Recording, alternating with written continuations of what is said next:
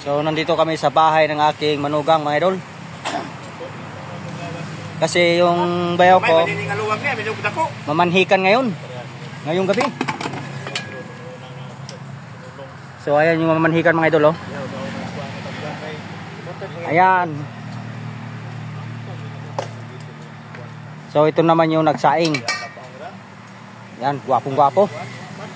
Oh.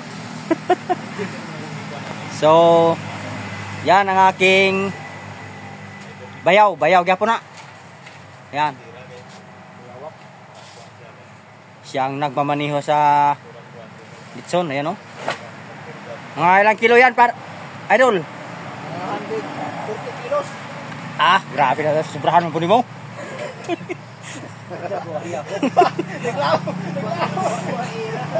Nasa mga 60 kilos mga idol, ayan, oh.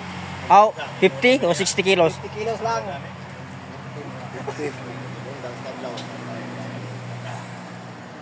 Reklamo niya, idol.